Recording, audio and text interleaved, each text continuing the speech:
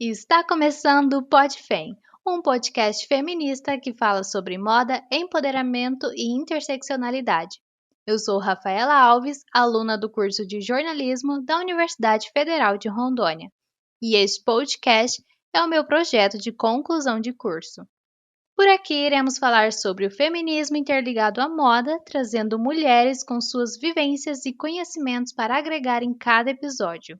E no episódio de hoje, iremos falar sobre moda e política. Existe uma relação entre elas? Partindo do pressuposto de que tudo é político, por que com a moda seria diferente?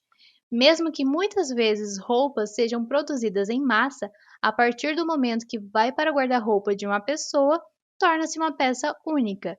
É neste momento que aquela peça de roupa começa a expressar o que o indivíduo quer passar ao mundo, e isso é totalmente político. E para falar deste assunto, convidamos Sara Brunelli, que é consultora de moda, imagem e estilo, também é fotógrafa e comunicóloga. Atualmente trabalha com uma plataforma de conteúdo no Instagram chamada Moda Crônica, onde fala sobre moda de maneira descomplicada e aberta, sempre frisando o quanto é importante sentir-se livre e bem na hora de se vestir. E que, de certa forma, sempre mostra esse lado político da moda. É isso mesmo, Sara. Seja bem-vinda ao nosso podcast. Exatamente isso. Primeiro, eu queria agradecer o convite, fiquei muito feliz e muito honrada de participar. Bom dia, boa tarde, boa noite para quem está ouvindo, né, independente do horário. Vou falar mais um pouquinho sobre mim. Meu nome é Sara Brunelli e eu sou formada em comunicação social, com habilitação em jornalismo, na Universidade Federal de Viçosa. Não sei se alguém que vai ouvir conhece. É uma universidade que fica no interior de Minas Gerais. Eu moro aqui atualmente também e hoje eu sou especialista em moda, então eu trouxe esse trabalho, né, e esse estudo e esse trabalho dentro da comunicação para a moda, como uma forma de tratar a moda mesmo como ferramenta de comunicação e expressão, que é o ponto, assim, da moda que mais me apaixona. E aí, a partir disso, eu criei a Moda Crônica, que é uma plataforma de conteúdos e serviços relacionados à moda e comunicação, bem com esse objetivo que você falou mesmo, de trazer a moda de uma forma descomplicada, bastante questionadora também, né? Que é o que eu gosto de falar, que a moda crônica tá aí para questionar a moda e tocar em vários âmbitos, assim, tanto para as pessoas e com as pessoas, quanto para e com as marcas também, né? Que é uma via de mão dupla. A gente tem que conversar com as marcas e a gente tem que conversar também com as pessoas. A moda crônica tem quase aí 2 anos já e atendo pessoas no Brasil inteiro, pessoas e marcas como consultora de estilo e imagem, trabalho de fotografia, editoriais, produção de conteúdo, redes sociais. Então, buscando mudar esse universo todo aí que permeia a moda e a comunicação para que a gente tenha realmente a gente consiga mudar, né? Pensar em novas formas de fazer e pensar moda, uma moda mais inclusiva, uma moda mais diversa, que valorize a expressão pessoal, que tenha espaço ali para todo mundo que sonha em fazer parte, né? Que não seja uma prisão, muito pelo contrário. Aquela moda que vai dar espaço para a gente se expressar da forma como a gente mais gosta. E para darmos início ao programa, Sara, quando a moda é política? Moda política o tempo todo, assim. Eu vou pegar, eu tô com um caderninho do lado anotando algumas coisas, e aí eu peguei a primeira frase que você falou, que tudo é político. Então, se tudo é político, a moda é política tempo todo, o tempo todo. Seja na hora que ela tá lá sendo produzida, um tecido está sendo produzido, na hora que ele vai virar uma peça, na hora que ele tá na passarela desfilando, seja em qual cidade do mundo for, na hora que esse tecido virou uma roupa, na hora que essa roupa tá numa loja, na hora que a gente tá escolhendo a nossa roupa de manhã.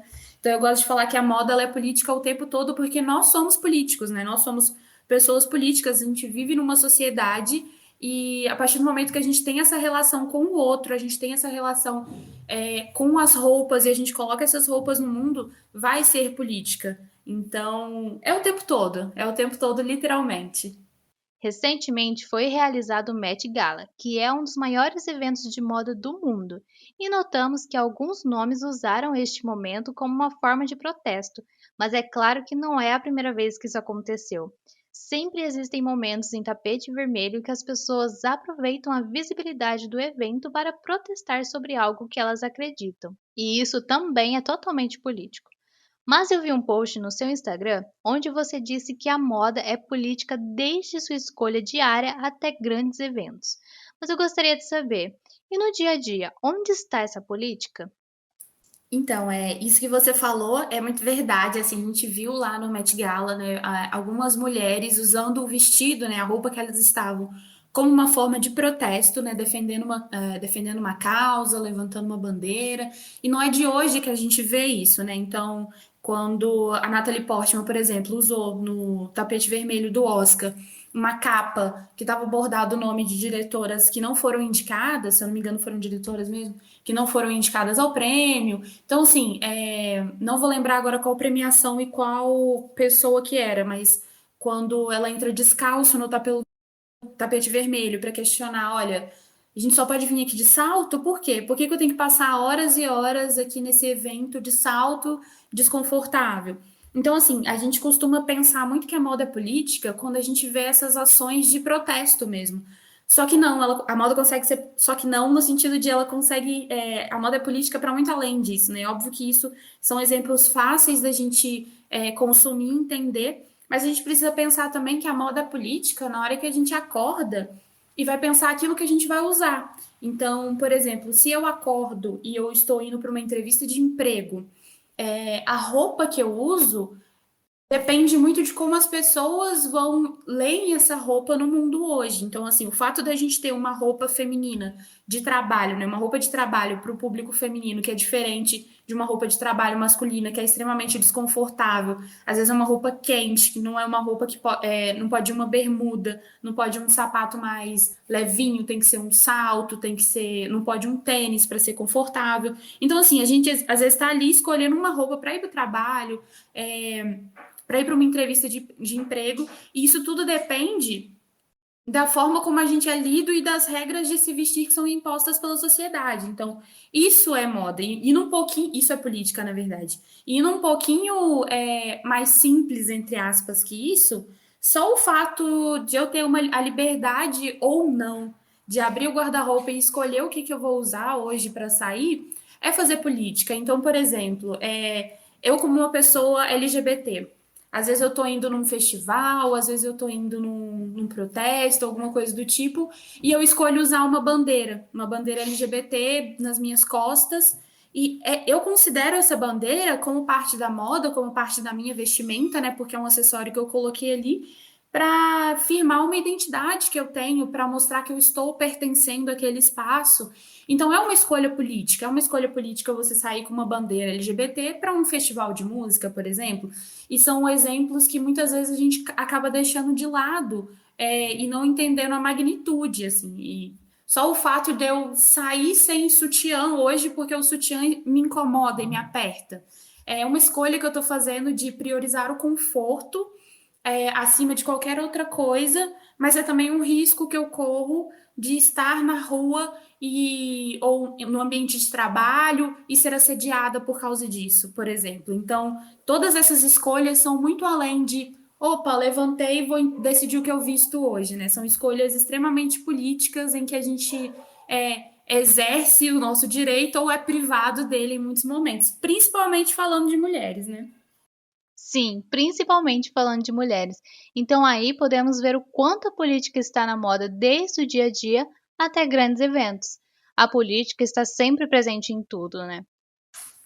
Exatamente, ela vai desde a hora que a gente acorda para pegar uma simples roupa para ficar em casa, seja na escolha de uma roupa para um grande evento nosso, seja para um grande evento no tapete vermelho, por assim dizer, né? A moda ela é política em todos os pontos que a gente imaginar. Sendo assim, a moda tem um papel de militância?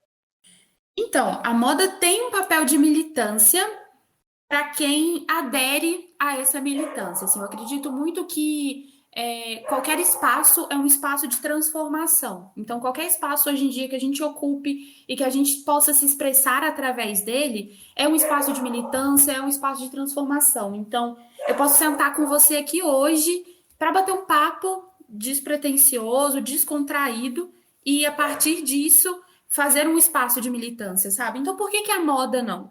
Por que que a moda que tem esse espaço, né, esse mercado gigantesco, não poderia ser esse espaço de militância também, já que a gente pode se expressar tanto através dela?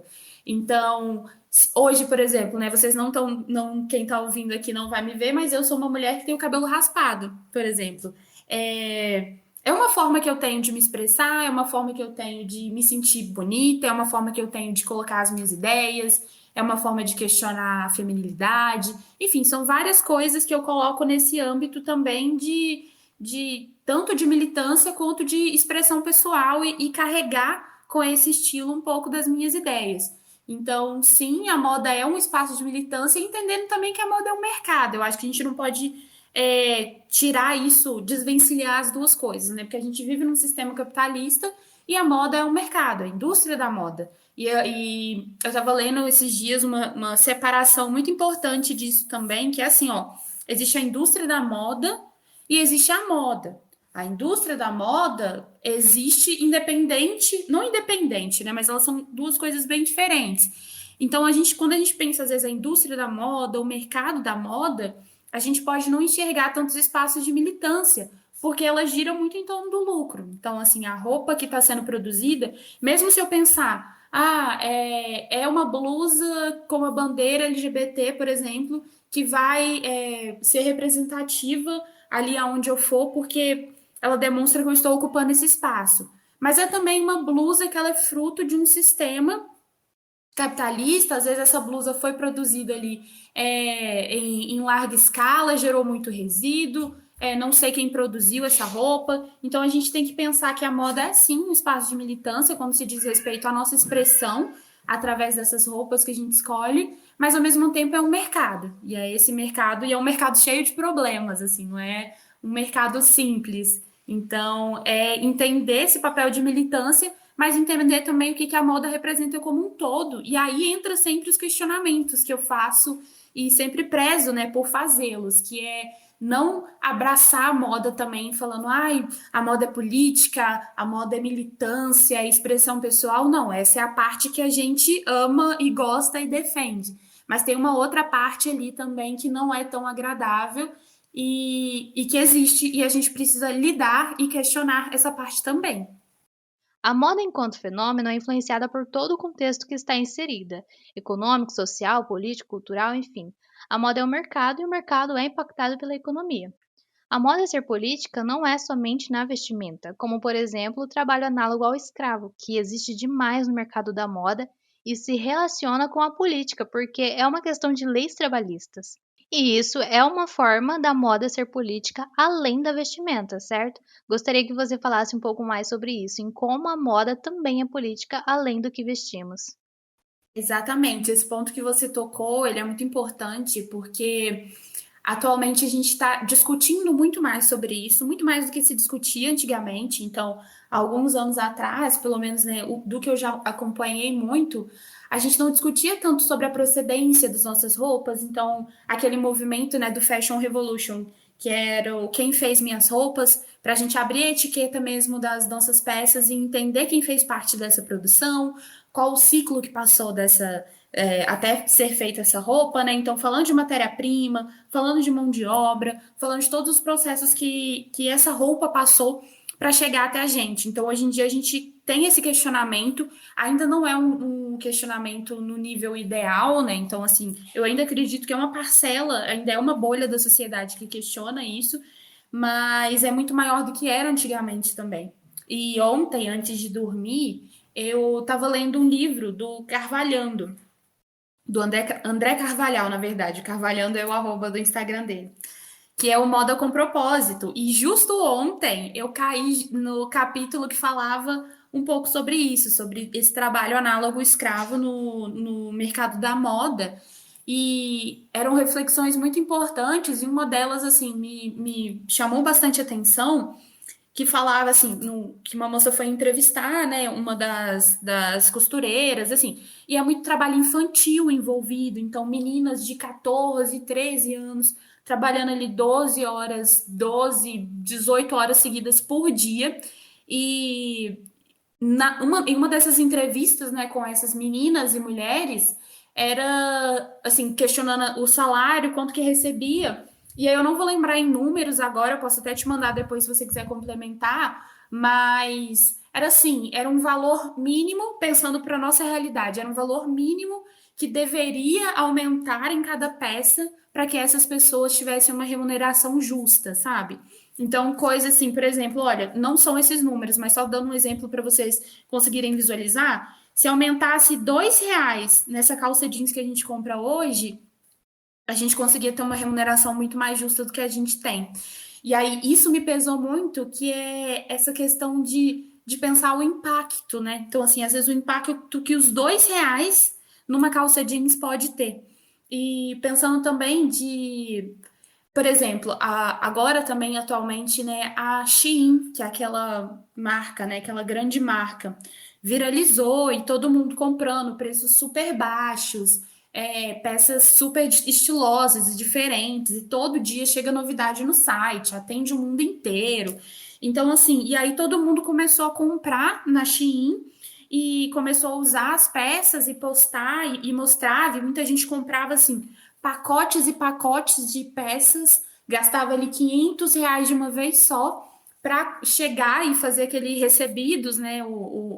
Fazer o unboxing dessas peças no Instagram e viralizavam os vídeos e tudo mais. E aí começou uma discussão muito acerca disso, que passou por vários pontos. Um deles foi a Shein usa trabalho análogo escravo na hora de produzir as peças, porque até onde se sabe, não é transparente o processo de produção, todo o ciclo para a produção dessas peças. E aí a gente chega nesse ponto de o quanto as marcas precisam ser mais transparentes em todo o processo para que a gente consiga ter segurança naquilo que a gente está adquirindo, de saber qual foi o ciclo de produção daquele produto, né, daquela roupa que vai chegar para a gente. Então, eu sei que tem um aplicativo aqui no Brasil que faz um rastreamento, assim, né, de aplicar questionário para algumas marcas e para a gente entender se é uma moda mais limpa ou não para comprar nessas marcas, né? Então, se já teve ali algum escândalo de trabalho análogo ao escravo, alguma coisa nesse sentido,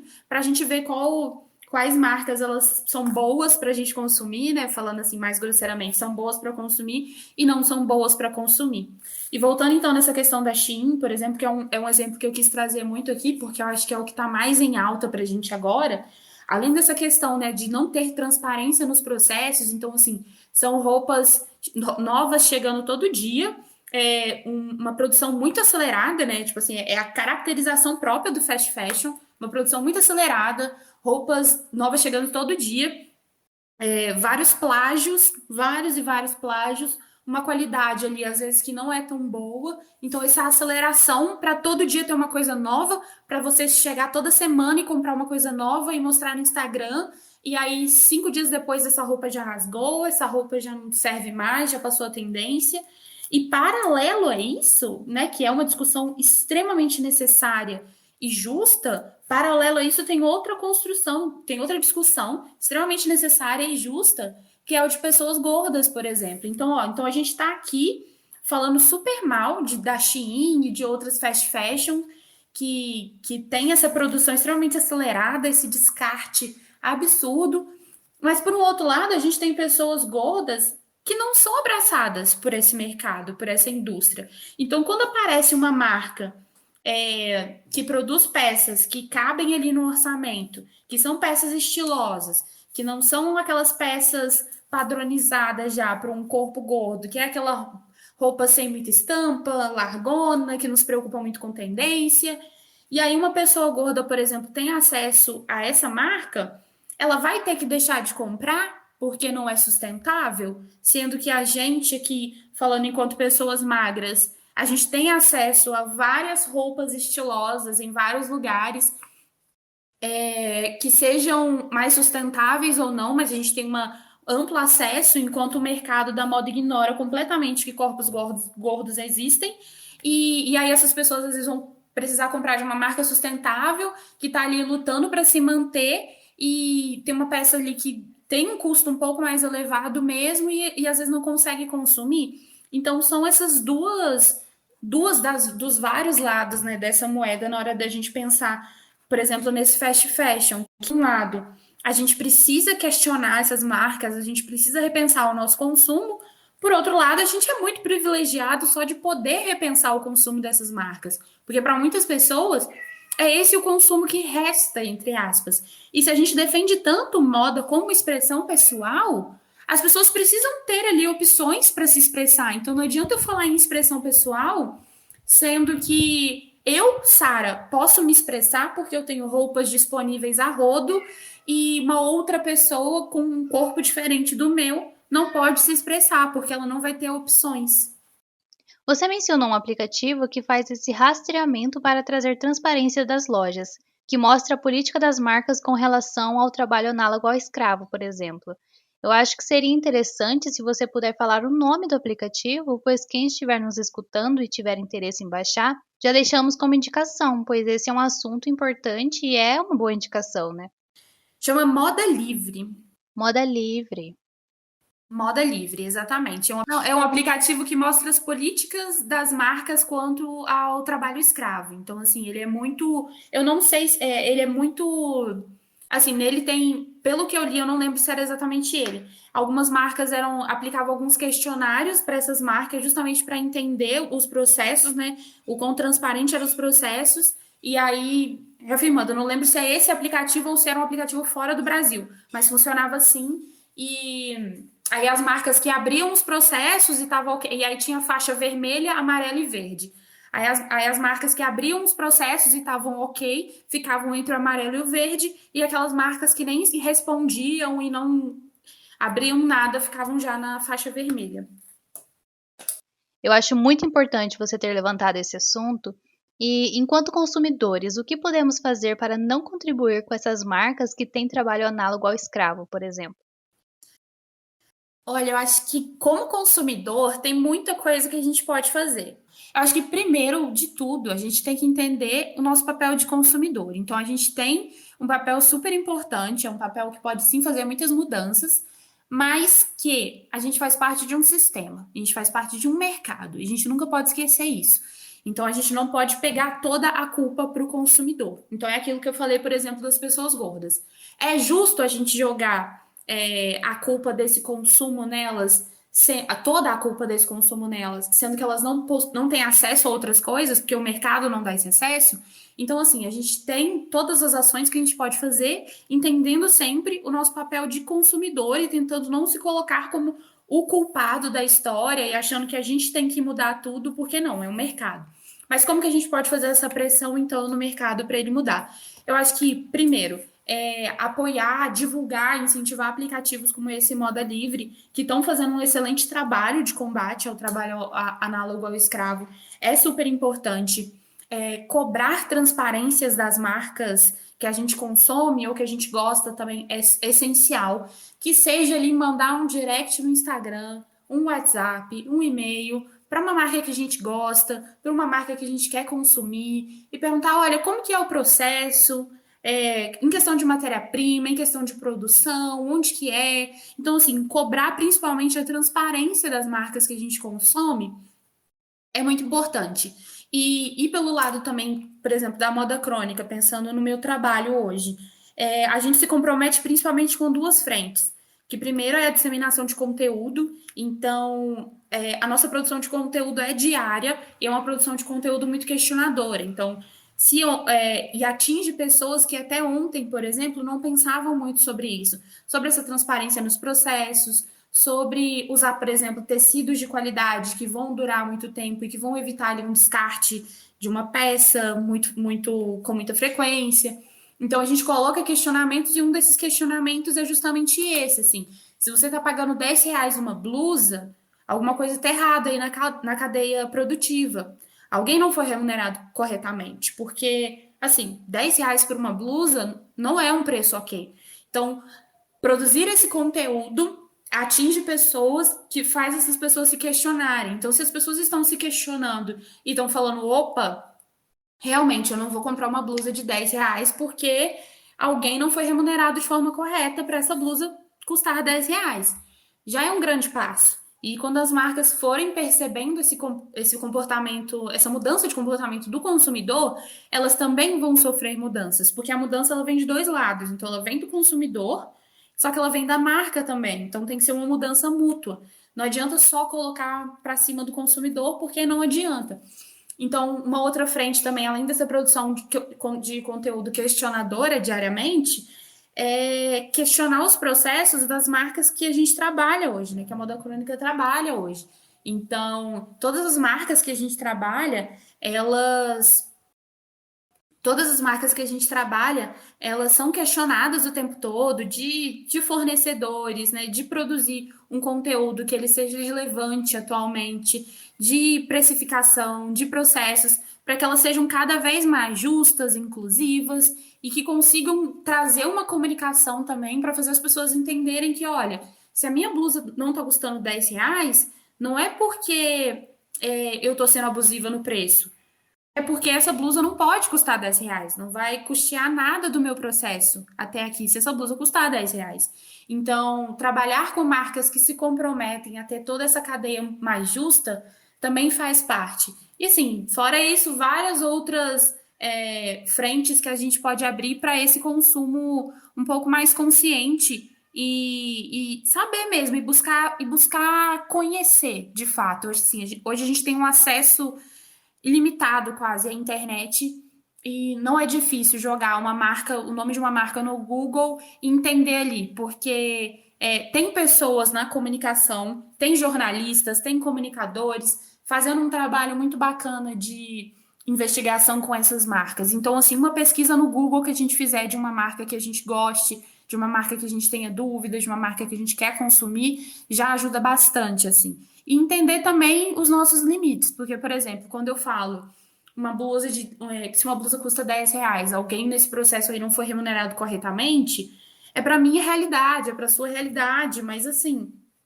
eu vou questionar uma mãe com 5 filhos que ali sobrevive com menos de um salário mínimo e que quer comprar uma blusa diferente e que às vezes está em promoção ali, ó, R$ 10, e é o que ela tem, e é o que ela quer para usar uma blusa diferente, para ter uma blusa nova.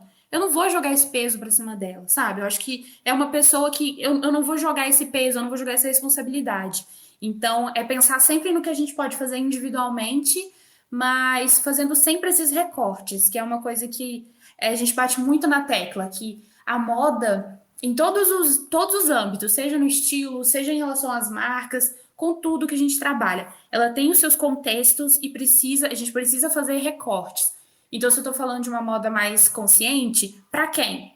Se eu estou falando de uma moda mais sustentável, para quem?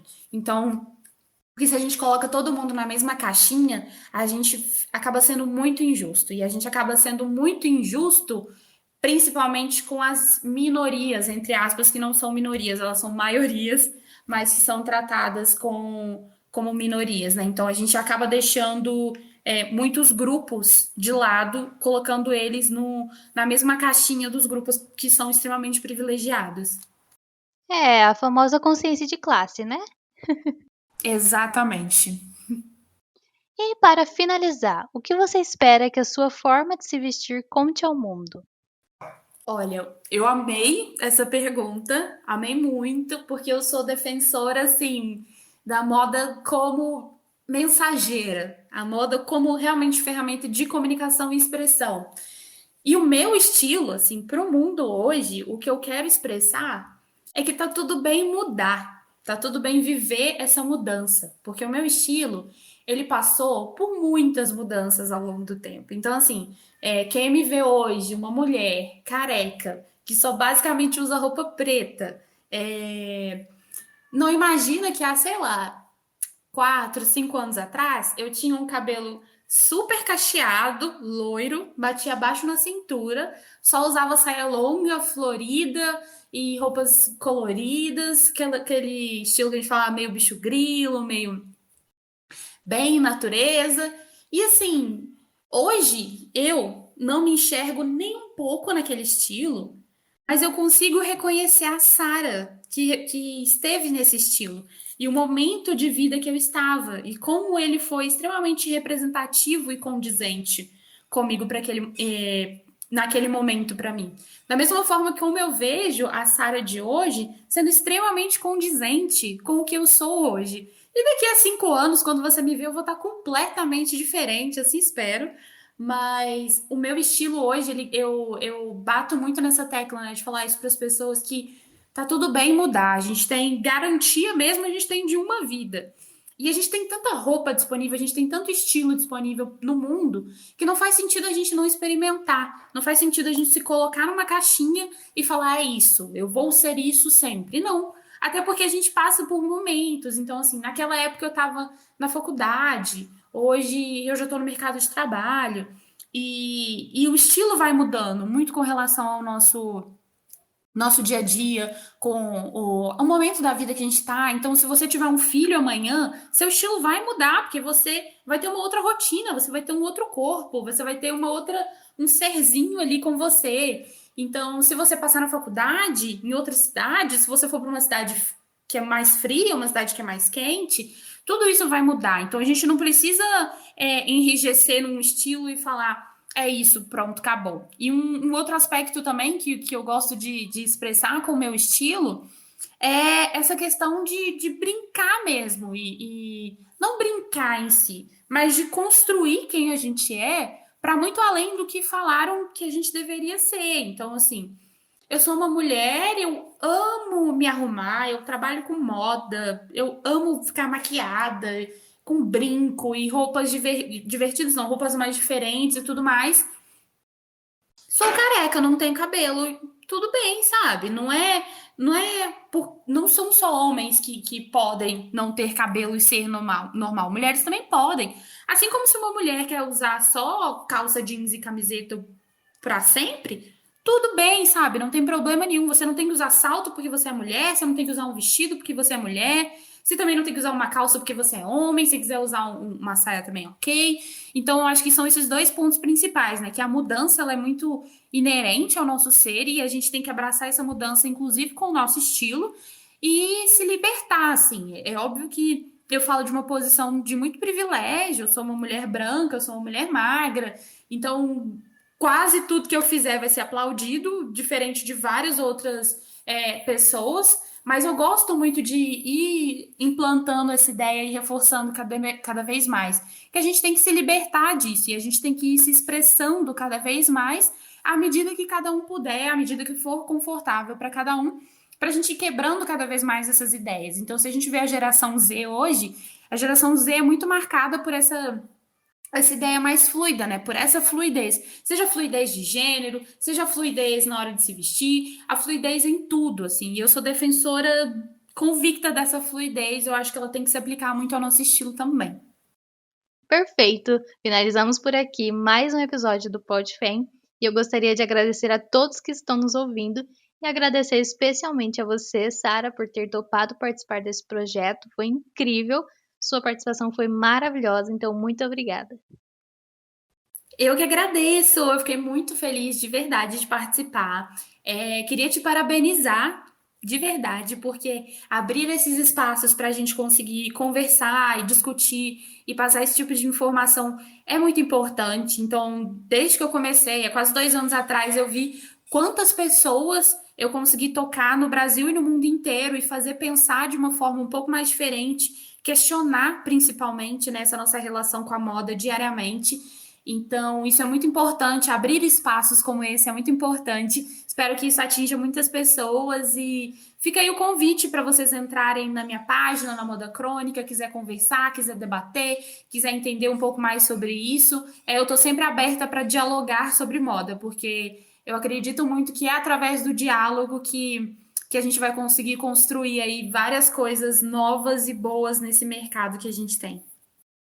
Primeiramente, agradeço seus parabéns. Eu também acredito muito na importância de abrirmos espaços para esses assuntos que são tão relevantes para todo mundo, mas principalmente para nós mulheres. E essa é realmente a intenção do PodFem, alcançar pessoas para falarmos sobre esses temas valiosos, né? E gostaria também de te parabenizar pelo Moda Crônica. É um Instagram incrível, cheio de conteúdos valiosos e importantíssimos. Eu adoro te acompanhar, leio tudo que você posta. E assim, continua. Continua porque eu tenho certeza que você já muda a vida de muita gente. Muitíssimo obrigada. Eu fico muito feliz com isso, de verdade. Então é isso, até o próximo episódio do PodFem.